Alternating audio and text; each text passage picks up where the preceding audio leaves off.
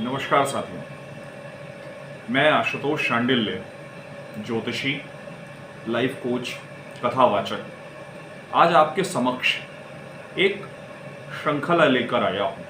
आओ ज्योतिष समझें। आओ ज्योतिष समझें एक प्रयास है आपके मन में भारतीय पाराशरी वैदिक ज्योतिष के लिए एक समझदारी बनाने का। इसमें 3 शब्दों का मैंने मुख्य रूप से उपयोग किया, पाराशरी, वैदिक और ज्योतिष।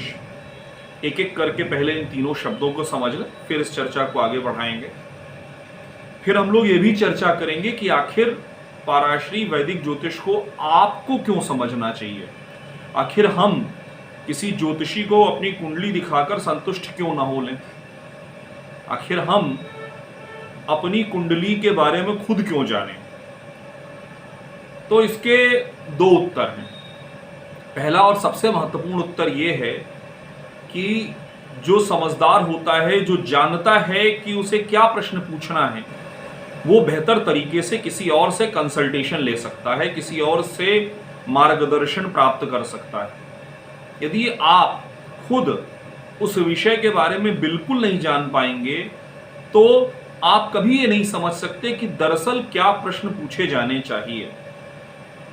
तो पहले इस विषय को बहुत स्पष्ट समझ लें कि हमें अति आवश्यक है किसी भी और मार्गदर्शक के पास जाने से पहले कि हम उस विषय को जानते हैं। एक तो कारण यह हुआ। दूसरा कारण, आज की तारीख में बहुत सारे लोग वैदिक ज्योतिष के नाम पर लोगों को ठग रहे हैं। सिर्फ रत्न बेचने के लिए या अपनी दुकान चलाने के लिए टोने टोटके बेचे जा रहे हैं ज्योतिष के नाम पर। तो प्रयास ये होगा इस श्रृंखला में कि आप वैदिक ज्योतिष के निहितार्थों को, वैदिक ज्योतिष में निहित ज्ञान को खुद समझ सकें, जान सकें। सबसे पहले मैं आपको 2 विषय समझा रहा हूं। पाराशरी इसलिए क्योंकि पराशर ऋषि द्वारा लिखी गई 2 प्रमुख पुस्तकें हैं, और भी हैं, परंतु 2 प्रमुख पुस्तकें मानी गई, बृहत पराशरी होरा शास्त्र और लघु पाराशरी। इन 2 पर हमारा उत्तर भारतीय वैदिक ज्योतिष अधिक निर्भर है। दक्षिण भारत में और भी कई परंपराएं हैं, उस पर चर्चा फिर कभी होगी। वैदिक इसलिए क्योंकि इसका उल्लेख वेदों में आता है। ज्योतिष का शाब्दिक अर्थ हुआ जो हमें ज्योति दे, जो हमें ज्ञान दे, जो हमें आगे आने वाला समय दिखाए। इसकी परिभाषा देते हुए नारद जी ने कहा, सिद्धांत संहिता होरा रूपम स्कंध त्रयात्मकम वेदस्य निर्मलम चक्षुर ज्योतिः शास्त्रम कल्मषम विनैतेद अखिलम शौतम स्मार्तम कर्म न सिद्धयति तस्मात् जगद्धिता येदम ब्रह्मणा निर्मितम पुरा। अर्थात सिद्धांत, संहिता, होरा और सिद्धांत, संहिता और होरा अर्थात गणित शास्त्र। सिद्धांत का अर्थ हुआ गणित शास्त्र, जिसमें हम कैलकुलेशन करते हैं कोई भी ग्रह किसी समय किसी खास अक्षांश देशांश पर किस डिग्री का होगा। ये सारे कैलकुलेशन, सारी गणित सिद्धांत कहलाती है। संहिता अर्थात मुहूर्त शास्त्र, जिसको हम मुख्य रूप से पंचांग से देखते हैं। पंचांग की चर्चा मैं थोड़ी सी करूंगा। पंचांग का शास्त्र, मुहूर्त शास्त्र और होरा, इन दोनों के आधार पर किसी व्यक्ति के भविष्य के बारे में गणना करना या फलित करना, ये होरा शास्त्र कहलाता है। स्वजनों, इन तीनों के मिश्रण से जो ज्ञान बना उसे ज्योतिष कहते हैं।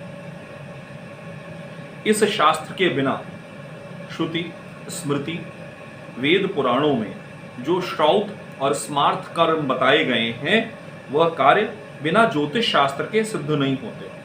इसलिए जगत के हित में ब्रह्मा जी ने इस ज्योतिष शास्त्र का निर्माण किया। अब हम लोग बात करते हैं पंचांग की। पंचांग के 5 प्रमुख हिस्से बताए गए हैं, या कहें तिथि, वार, नक्षत्र, योग और करण। मैं तिथि, वार और नक्षत्र अभी तुरंत बता दे रहा हूं। योग और करण पर एक अलग लंबी चर्चा करेंगे, क्योंकि वो आप लोगों के सामान्य चर्चा का हिस्सा नहीं, जानकारी का हिस्सा नहीं, और अधिकतर हमें व्यक्तिगत जीवन में इसका उपयोग भी नहीं आता। तिथि यानी प्रतिपदा। चंद्रमा की कलाओं से हमारे पूर्वजों ने देश काल को, समय को नापने का सिस्टम बनाया, तंत्र बनाया, जिसमें प्रतिपदा यानी अमावस्या या पूर्णिमा के बाद का जो प्रथम दिन था उसे प्रतिपदा कहा गया। अमावस्या आप लोग जानते हैं।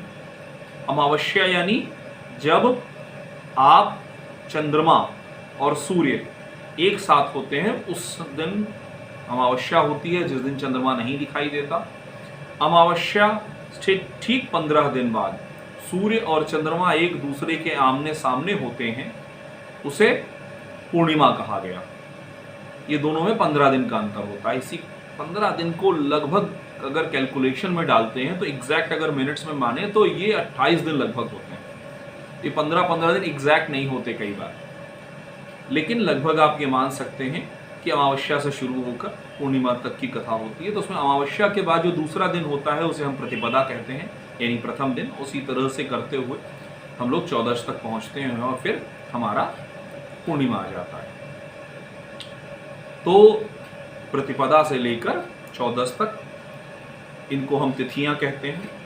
फिर आते हैं वार, यानी रविवार, सोमवार, मंगलवार, बुधवार, इस प्रकार से ये आ गए वार। फिर उसके बाद आता है नक्षत्र। नक्षत्र अश्विनी से लेकर हम लोग 27 नक्षत्रों की गणना करते हैं, जिसमें रेवती तक पहुंचते हैं। इसी के बीच में कई लोग अभिजीत को भी डालते हैं। वो थोड़ा सा कॉम्प्लेक्स विषय है, उस पर फिर आपसे कभी विस्तृत चर्चा होगी, ठीक है। अब हम लोग इस तरह से जब गणना करते हैं तो अगले स्टेप पर पहुंचते हैं, और अगला स्टेप है राशि। ये समझिए कि जो पूरा आकाश है, आप सबने, अगर आप 10th पास हैं तो आप सबने बेसिक ज्योमेट्री जरूर पढ़ी होगी। उसमें गोले को 360 डिग्री दिया जाता है। तो हम जहां खड़े हैं उसके चारों तरफ का जो आकाश है वह 360 डिग्री का आकाश है। इस 360 डिग्री के आकाश को 12 हिस्सों में बांटा गया, जिनको राशि कहा गया। इन्हीं 12 राशियों के संदर्भ में उन 27 नक्षत्रों की गणना होती है। उन्हीं 27 नक्षत्रों में पूरा का पूरा आकाश बटा हुआ है। तो हमने जब 360 डिग्री को 12 हिस्सों में बांटा तो हमें 12 राशियां मिली। मेष, वृष, मिथुन, कर्क, सिंह, कन्या, तुला, वृश्चिक, धनु, मकर, कुंभ और मीन, ठीक है। इसी तरह से जब हम इन 12 राशियों को भावों में बांटते हैं, भाव क्या हुए, पहले तो भाव का विषय समझिए, भाव का अर्थ समझिए। भाव का अर्थ है जब हम कुंडली बनाते हैं तो लग्न से जो पहली राशि होती है, लग्न क्या है पहले तो ये समझ लीजिए कि जन्म के समय पूर्व की दिशा में जो राशि उदित हो रही होती है, जितने डिग्री की होती है, वह हमारा लग्न कहलाता है। इसी लग्न के आधार पर हमारी कुंडली बनती है। लग्न जो होता है ये होता है हमारा प्रथम भाव। इस प्रथम भाव को आधार मानकर हम बाकी 11 भाव और गिनते हैं, यानी इस प्रथम भाव को मिलाकर 12 भावों की गणना होती है, जिसमें 12 राशियां रखी जाती हैं। इन 12 राशियों से मिलकर ही हमारी कुंडली बनती है। आप सभी को बहुत बहुत धन्यवाद। अगर आप लोगों ने साथ दिया, सहयोग दिया, तो अब अगला हिस्सा आगे आएगा। सभी को जय श्री राम, जय महाकाल, जय श्री गणेश।